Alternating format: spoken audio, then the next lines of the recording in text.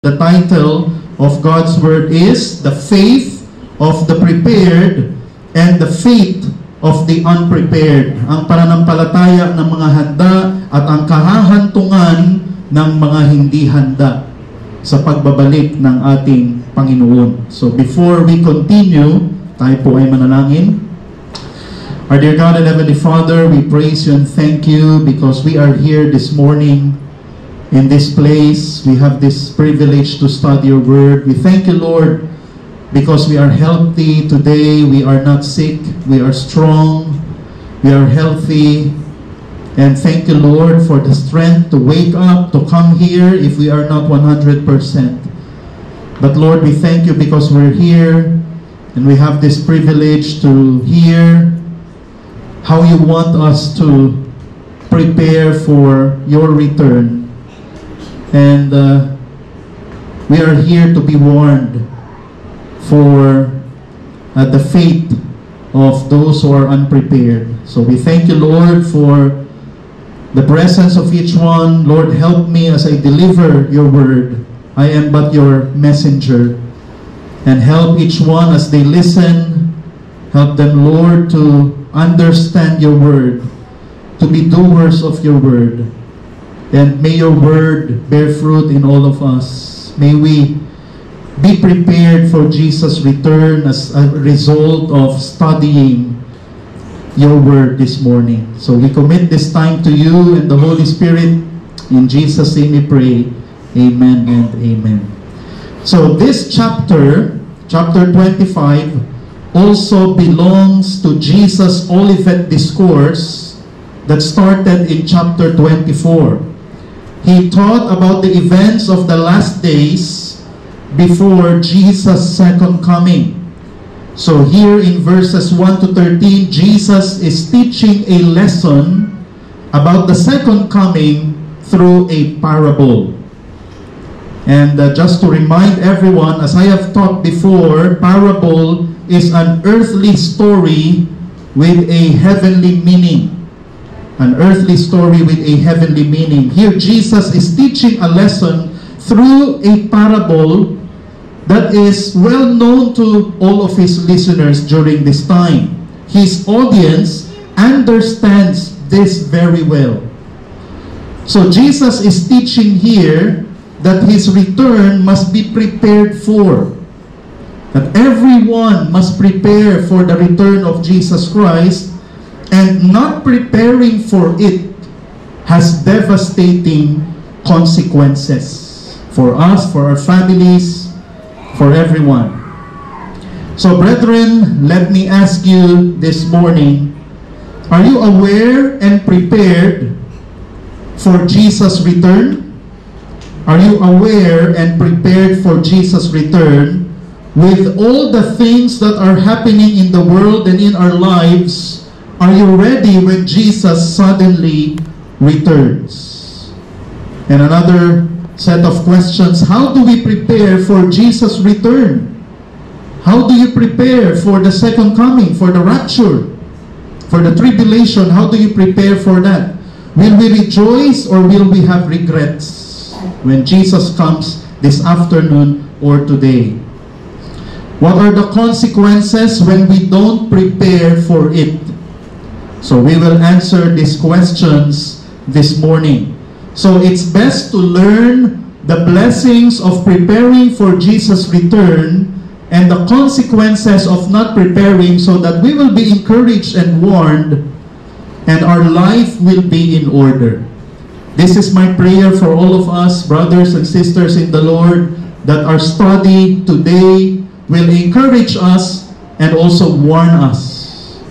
And as a result, our lives will be in order. Aayusin natin ang ating buhay as a result of studying this parable or this message. So this morning, we will study our passage verse by verse, and we will draw essential lessons from them. And I hope and I pray that these lessons will build zeal in our hearts to prepare for Jesus' return. Do we know when Jesus will return? We do not know. And so I pray that we will have that zeal to prepare for Jesus' return and also it will build fear, healthy fear in our hearts to not be unprepared for Jesus' return. So I hope BHBC, all of us here this morning, will be prepared and will not be unprepared for the return of Jesus Christ. So now we will go to our passage, chapter 25, verses 1 to 13. So we will start with verse 1. So it says, "Then the kingdom of heaven may be compared to 10 virgins who took their lamps and went out to meet the bridegroom." So the words kingdom of heaven refers to the realm of Jesus' rule, meaning the time wherein He will rule earth. That's the kingdom of heaven, when Jesus will rule here on earth. So Jesus is about to teach the events that will take place, listen, before Jesus will rule earth. So this will be the events that will take place before the rapture or before the second coming of Jesus Christ. So here, Jesus teaches us that before He returns, people, everyone here on earth, are like the 10 bridesmaids or the 10 virgins. But because this is in a context of marriage, we will call them the 10 bridesmaids. So, people, while waiting for Jesus' return, will be like the 10 bridesmaids in a Jewish wedding who took their lamps out to meet the groom. So don't worry, we will study the meaning of all of this. So let me explain this. There are 3 elements of a wedding during their time. So the first is the engagement between the fathers of the couple. So during their time, it's not the couple who will be engaged, but actually the 2 families. So the 2 fathers will arrange and will be engaged. They will agree that their children will be married. So both of their families will meet. Sa panahon natin ngayon, parang pamamanhikan. So that is the first part of their marriage. Both of their families will meet. The father of the bride will give the hand of her daughter to the groom, and both parents will agree upon the marriage. So that's the first element. The second element is the betrothal. The betrothal. This is actually, during their time, the official wedding ceremony. The couple would come together before friends and family, and they would make vows to each other. They were then officially married after that. But there's an exemption. They cannot have physical intimacy. They cannot have physical intimacy and may or may not live together. They may live together, kagaya ni Joseph and Mary, but they cannot have physical intimacy. Or, most of the time, they do not live together. So during this betrothal period, the husband, ano gagawin ng husband? Must prepare everything for their life together. So they will, he will prepare the house. Saan sila titira? Land, dapat may lupain.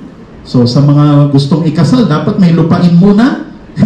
So field, also, field where they will plant their fruits or vegetables or crops. They must have all the supplies. They must have animals. They must have livelihood or source of income. So husbands must prepare for all of this in a period or in a span of a year. Okay? So most of the time, 1 year, tapos na to, i-prepare all of this. The house, land, field, supplies, animals, livelihood, or source of income. Now, the third element is the feast. Or sa panahon natin ngayon, reception. No, the wedding feast, this is the third element. This is after about a year. After 1 year that the husband is preparing for everything, so the husband is now ready and will come to the woman's house and take his wife to their own house. Okay, so we have the engagement of the families, we have the betrothal, the wedding ceremony, and we have the wedding feast or the reception. So after the husband prepared everything, Now he will come to the house of the woman and take that woman, his wife, to their own house, to their own land. But before that, there will be a feast in the woman's house for the entire town. So hindi lang pala ngayon na yung kasal, parang buong barangay yung invited. During their time, ganun din. So this is a big event, this wedding feast. This reception is a big event for the couple, for their families, for their friends, and also for the entire town. The feast is composed of celebration, feasting, drinking, and dancing for how many days? 3 to 7 days. And then afterwards, the husband can now take his wife home. Now they are allowed to have physical intimacy, and they will live together for the rest of their lives. So this third element of the wedding is the context here in this chapter. Chapter 25, verses 1 to 13, the wedding feast. So the groom is about to arrive to her wife's house and consummate their marriage, and the 10 bridesmaids, the 10 virgins, during their time, bridesmaids dapat talaga hindi pa kasal. Dapat talaga single. So the 10 bridesmaids must go out of the house to welcome, to meet the groom, and light his way from outside, papasok ng bahay. So that is the role of the 10 bridesmaids, to light the way, to welcome, to meet the husband from outside the house, going inside the house. So they bring along a torch. Actually, it's not a lamp, pero okay lang kung lamp ang tawag natin because lamp is for indoors, torch is for outdoors. So, usually, the groom arrives late afternoon or evening, so the 10 bridesmaids must bring a torch to light the way of the groom. And of course, it is necessary to bring reserve oil to keep the torch burning because the groom will arrive later than expected. And when the groom arrives and their torch is not burning, there will be consequences for the bridesmaids, and we will study that later. So now here in verse 2, now 5 of them were foolish and 5 were prudent. So here in verse 2, Jesus says that from the 10 bridesmaids, 5 are foolish, in the original, moron or stupid, and 5 are wise, prudent, thoughtful, sensible. So what is the explanation of this? Why are 5 foolish and why 5 are wise? In verse 3, it says, for when the foolish took their lamps, they took no oil with them. The foolish bridesmaids are foolish because they didn't bring reserve oil or extra oil for their torch. And in verse 4, it says, but the prudent took oil in flasks along with their lamps. So, the wise bridesmaids are wise because they brought reserve oil. They were prepared for whatever will happen, for whenever the groom will arrive. So the foolish bridesmaids thought they're already set. I don't need to bring reserve oil, and didn't bring reserve oil. While the wise bridesmaids didn't want to run out of oil, and they prepared for it. So now, I believe naglalaro ang ating mga isipan. Now it's time to explain what the terms mean. So first, the groom represents Jesus Christ and His coming kingdom. Now the bridesmaids represent all, quote-unquote, professing believers. When we say professing believers, those who claim to be Christians. When we study the entire context, we will find out later that not all of these are Christians. Okay? Not all of the 10 bridesmaids are in reality Christians. So, when we say professing believers, they are those who go to church and gather with believers. They are those who claim to know God and believe the gospel. They claim to be disciples of Jesus and show external signs of commitment. Now, according to our passage, 5 of them are wise and 5 are foolish. This means 5 are real believers and 5 are not real believers. They are not genuine. They are fake believers. And Jesus knows who's who. Who's the fake and who's the genuine. But let me say it again. They go to church every Sunday. They show external signs that they look like Christians. But 5 of them are real, 5 of them are fake. All of them are bridesmaids, but 5 are wise, they are real believers, and 5 are foolish. They are not really believers, they are unbelievers in reality. So externally, they look the same. But internally, they are very, very different. And Jesus knows the difference between the wise and the foolish, or between the real and the fake believers. Now, what is the meaning of the reserve oil? So the reserve oil represents genuine faith in Christ. Please remember this, brothers and sisters in the Lord. It represents good works that evidence real salvation. That is the reserve oil. Genuine salvation, genuine faith in Christ. It represents inward, hindi lang outward, but also inward and outward transformation that proves genuine salvation. So, let me explain again. I hope that you are following me. Please do not be sleepy, brothers and sisters. The wise bridesmaids who brought oil in meeting the groom represents professing believers who are really believers. And they back up their words with their works.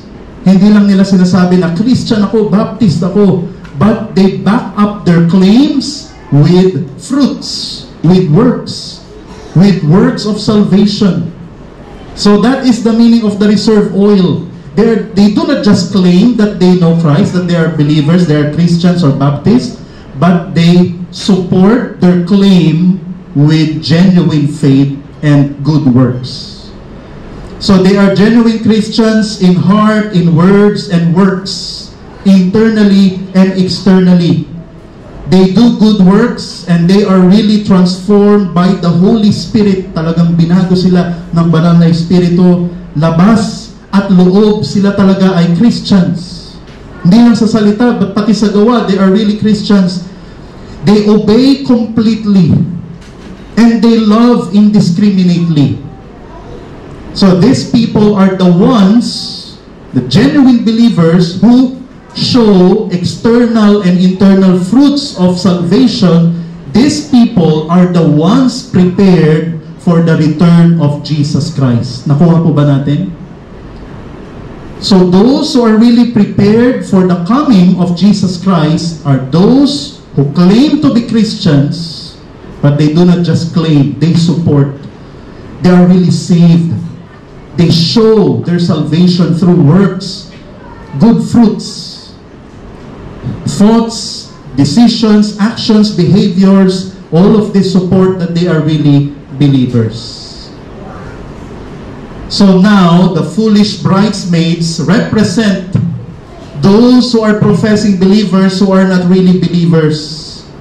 They are just believers externally, in words and looks, but not in heart or in their works.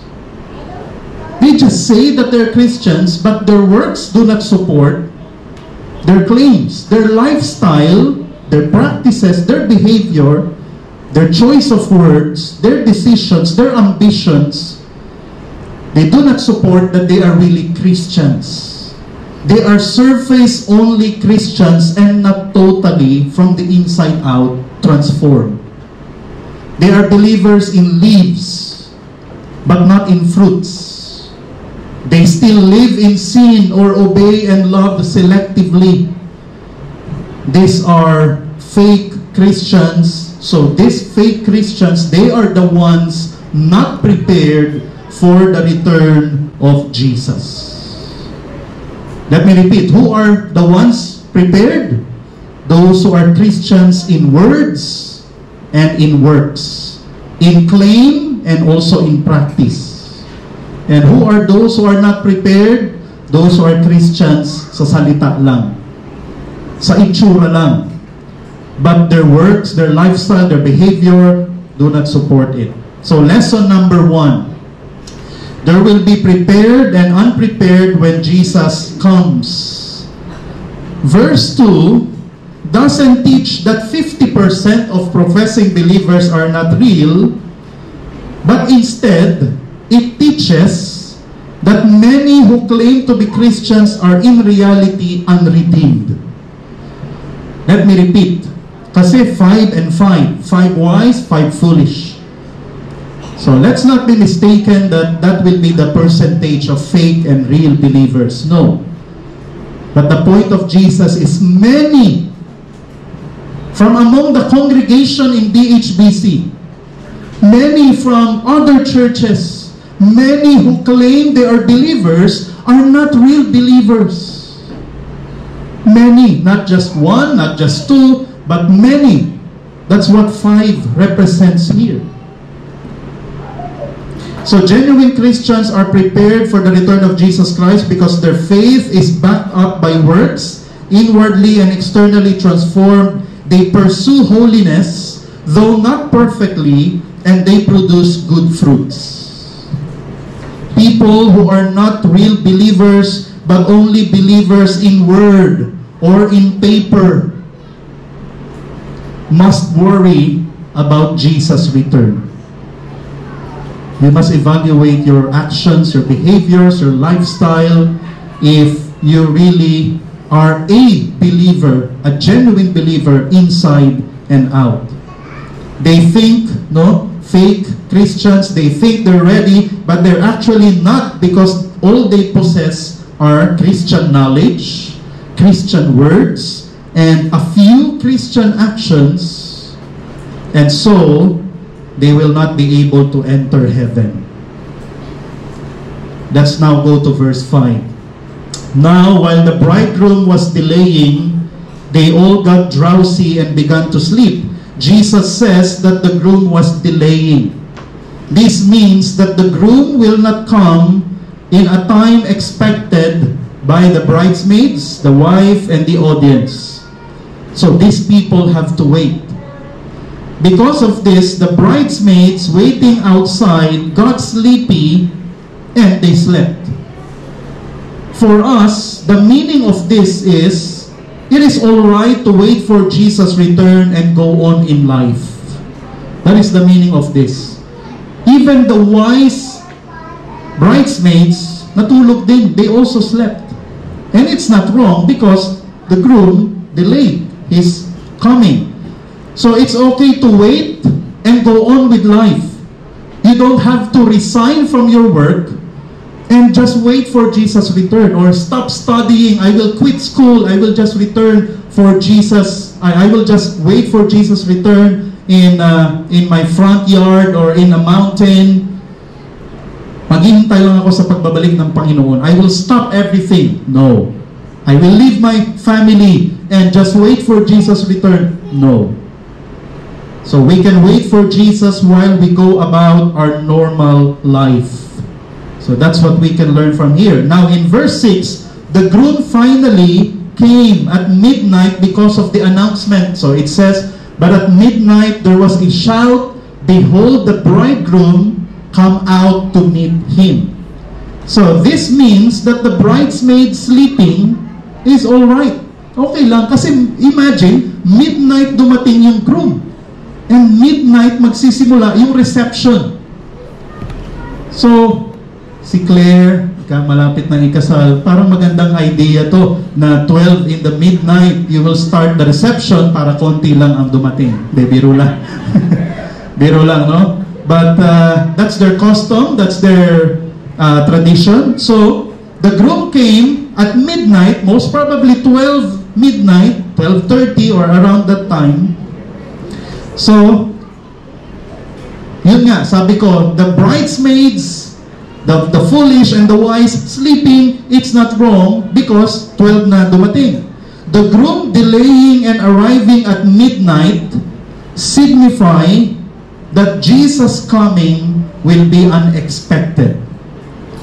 Unexpected. Maybe they were expecting 6 p.m. or 7 p.m. but the groom arrived at midnight. So lesson number 2 that we can learn here, Jesus coming will be unpredictable. Jesus coming will be unpredictable. Jesus' return will be at a moment we least expect. Believers and unbelievers will be caught off guard. This refers to both the rapture and also the second coming of Jesus Christ after the tribulation period. The hour, the minute, we do not know. All we know is after 7 years, Jesus will return and touch down on earth, but we do not know when is that 7th year, the exact 7th year of the tribulation period will end and Jesus will return. We do not know the hour or the minute or the second. So this refers to both the rapture and Jesus' second coming. So brethren, you should be ready at all times for Jesus' return because He might return now. Jesus might return later, today, or tomorrow. Sabi ko nga, I hope hindi tayo masyadong preoccupied with whatever is happening in our lives, in our work, in our family. I hope we remember that Jesus may return at any time. Luke 12:40, it says, "You too be ready, for the Son of Man is coming at an hour that you do not expect." 1 Thessalonians 5:2, "For you yourselves know full well that the day of the Lord will come just like a thief in the night. It will be unannounced, it will be unexpected, and we have to wait. But it will surely happen." Let's now go to verse 7. "Then all those virgins rose and trimmed their lamps." So because the groom has already arrived, or literally very near, no? Abot tanaw na nila yung groom. Wala pa sa doorstep, pero malapit na, nakikita na nila. Because the groom has already arrived, then the bridesmaids trimmed their torches.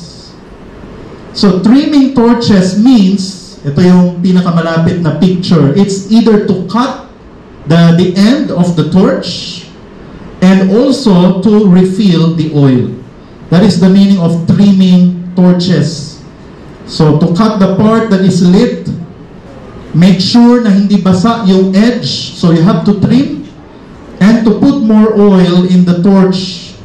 In verse 8, let's go to verse 8. "And the foolish said to the prudent, Give us some of your oil, for our lamps are going out.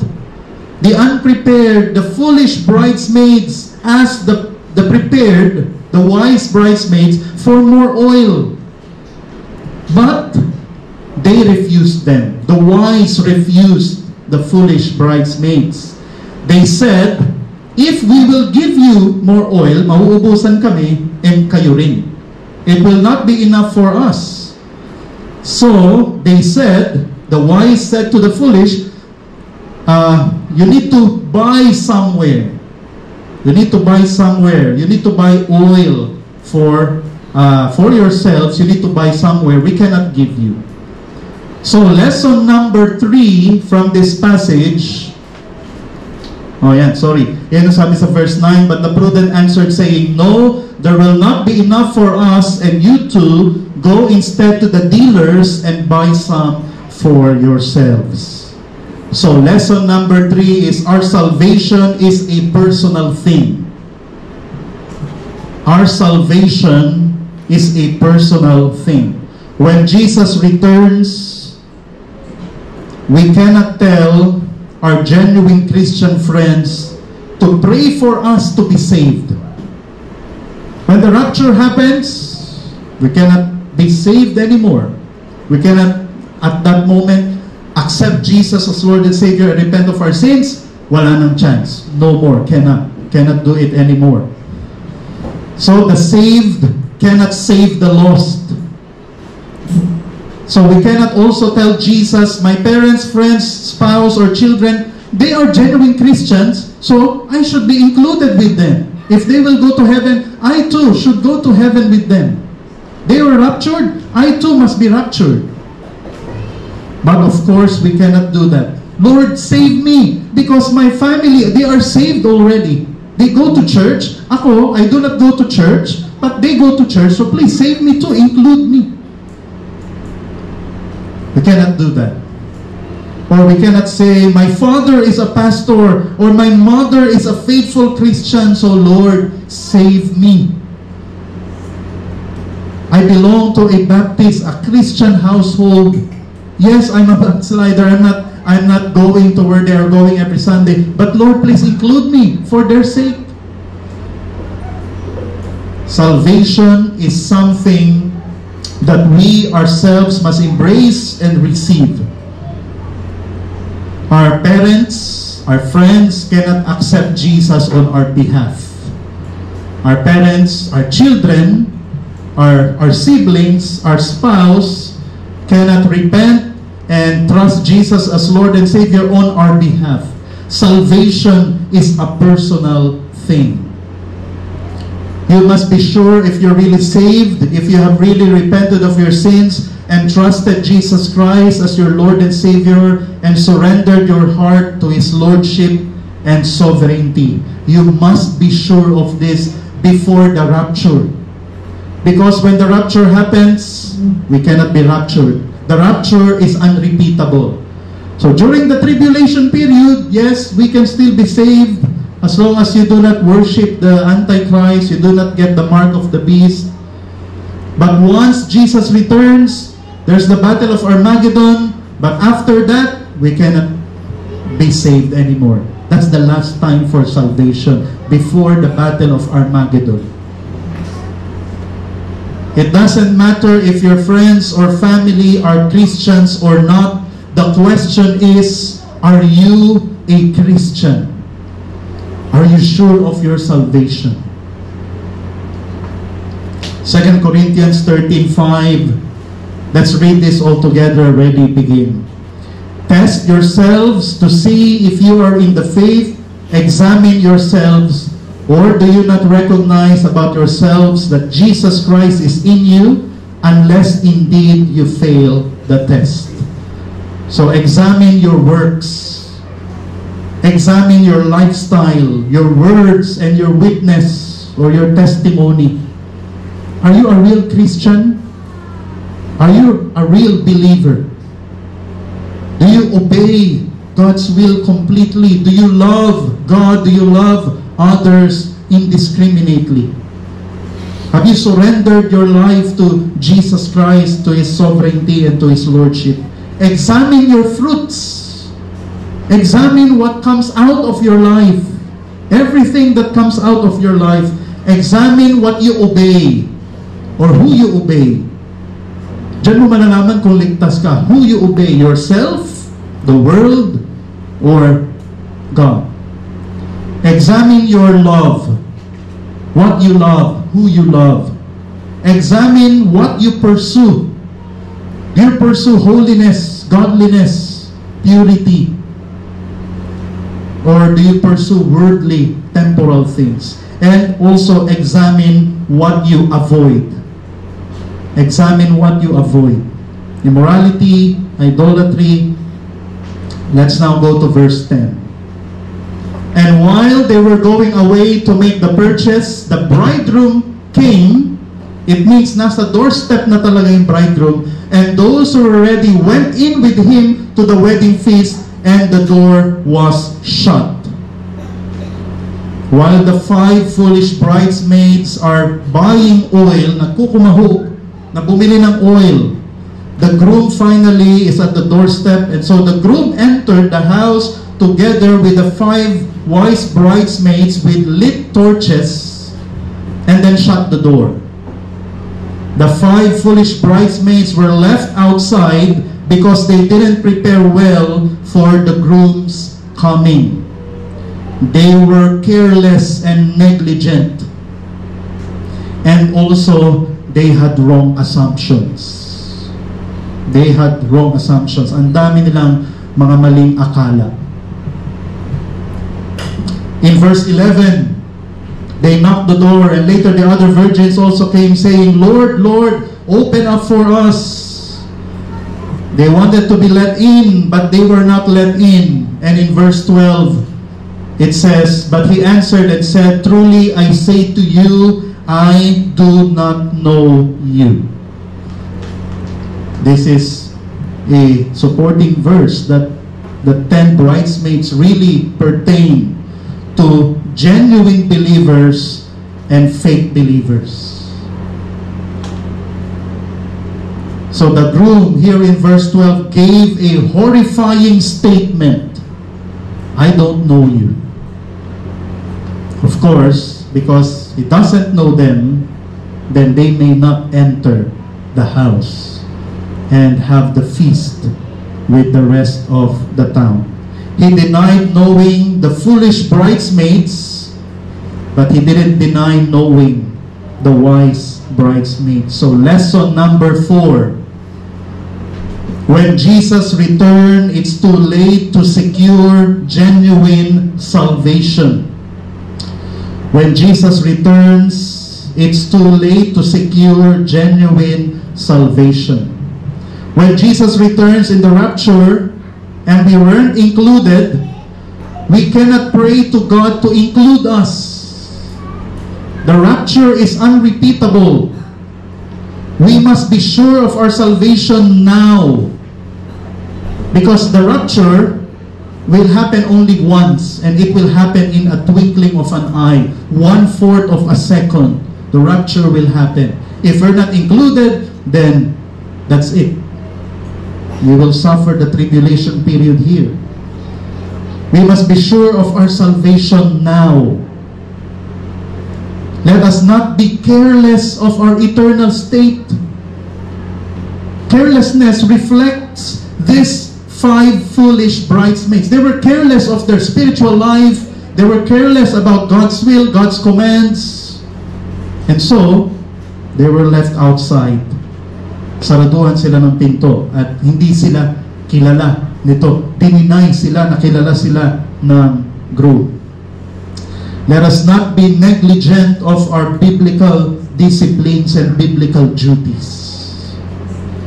We must dismiss our wrong assumptions about Jesus' return. Ay, matagal pa. Ay, the Lord will be gracious to me. There's no more second chance after the battle of Armageddon.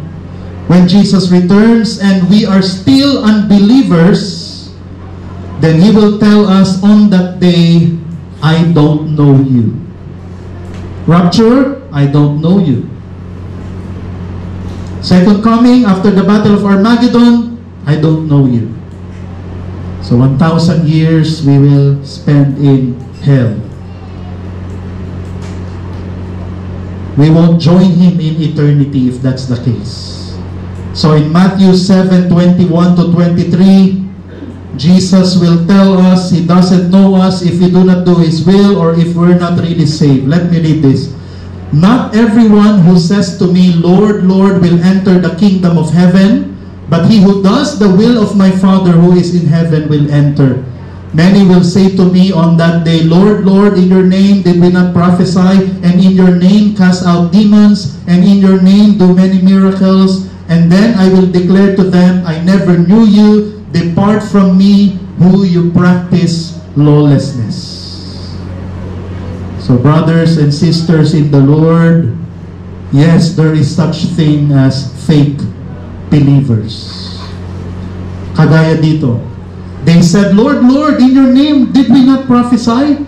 Lord, we did this. I go to BHBC. I'm a member of BHBC. But the real Christian, the genuine Christian is in malalaman through his or her obedience, faithfulness, love, loyalty sa Panginoon at sa Kanyang salita.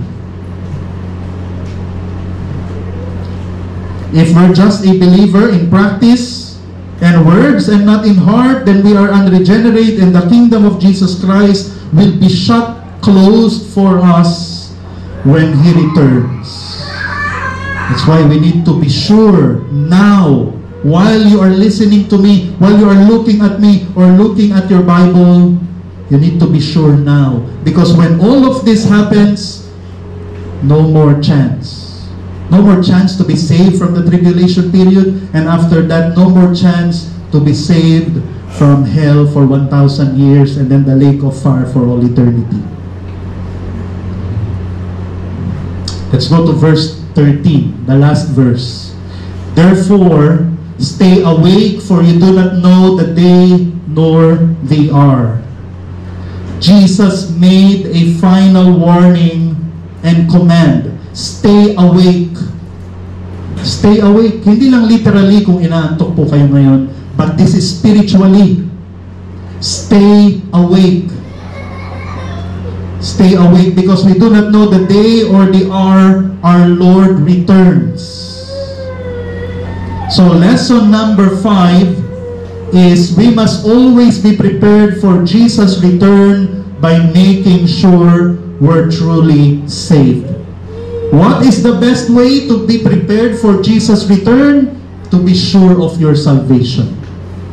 To be sure that you're a child of God. To be sure that you have repented of your sins. You have faith in Jesus. You believe He is Lord, Savior, and God. You have surrendered your life to Him. Hindi lang sa salita, ha? Not just in words, but really in works. In your lifestyle, in your choices, in your decisions, Monday to Sunday, morning to evening. We are really believers. Actually, the next message sa ating series sa James is faith without works. But we will return to James sa May.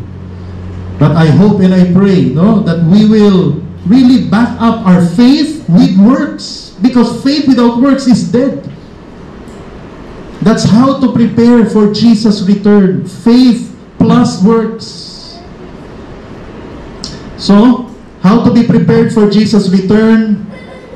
It is to bring oil and trim our torches, meaning let us be sure of our salvation through good works and faithful obedience to God's commands as we wait for Jesus' return. So now we know the meaning of trim your lamps or trim your torches and bring extra oil. It means to be sure of your salvation through good works. Back up your faith with good works. That is the meaning. Trim your lamps. Bring extra oil. Let us get our lives in order and make sure we are Christians internally and externally. Fathers, get your family in order. Fathers, husbands, get your family in order. Be sure that all of you in your house are saved. Be sure, of course, first and foremost, that you yourself is saved.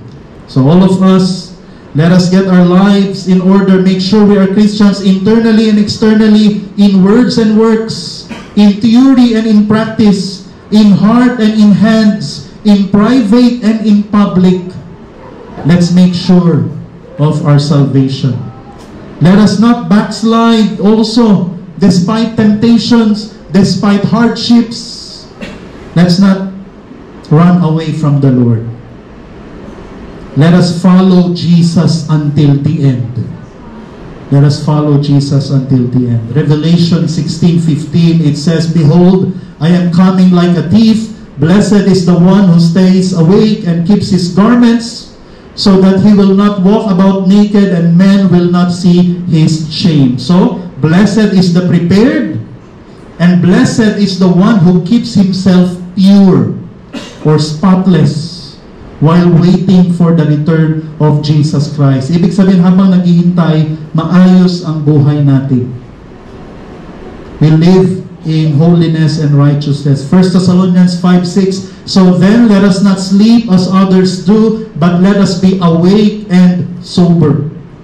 It means we are ready. Our lives, our works, our behavior, we are ready for the return of Jesus Christ.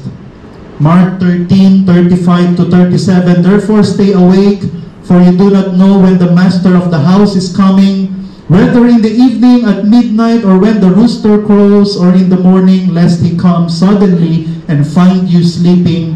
And what I say to you, I say to all, stay awake. Be prepared.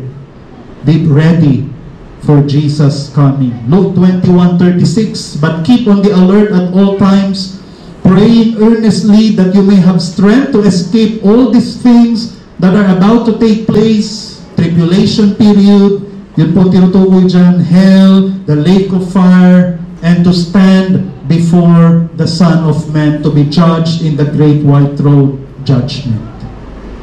So, brothers and sisters, be ready, be awake for the return of Jesus Christ. So, are you ready in case Jesus returns today? Are you ready? Let's search ourselves. Does your lifestyle, your works, your obedience, your thoughts, your ambitions, your plans, do all of this reflect that you are ready for the return of Jesus Christ? So, brethren, trim your torches and prepare your reserve oil, because the groom is coming. Tayo po ay manalangin. Our dear God and Heavenly Father, we thank you for reminding us through your message, through your word, and through this series that Jesus' return is imminent, it is unpredictable, and help us, Lord, to be prepared, that we will be 100% sure of our salvation. And thank you, Lord, because your word teaches us how to be sure of our salvation through our fruits. Because according to your word, a tree is known by its fruit. And so, Lord, we pray for good works, good behavior. Help us, Lord, to be faithful, to be obedient, to be loyal, to be sincere in the spiritual disciplines, in all of your commands. Help us, Lord, to obey you, to love one another. Help us, Lord, to be found by Jesus, pure and obedient, not unprepared, not committing sin, not being careless and negligent and lazy. So, Lord, we pray that you will find us faithful, working diligently when Jesus returns. Lord, thank you for your word. Thank you, Lord, for the blessings. Thank you, Lord, for the warning. May this be a warning for ourselves and also for our family, our loved ones. May this urge us and encourage us to share the gospel, to make disciples, to be sure that our families, our friends will join us in eternity with you. So we pray for all of this with thanksgiving in our hearts. In Jesus' name, amen and amen.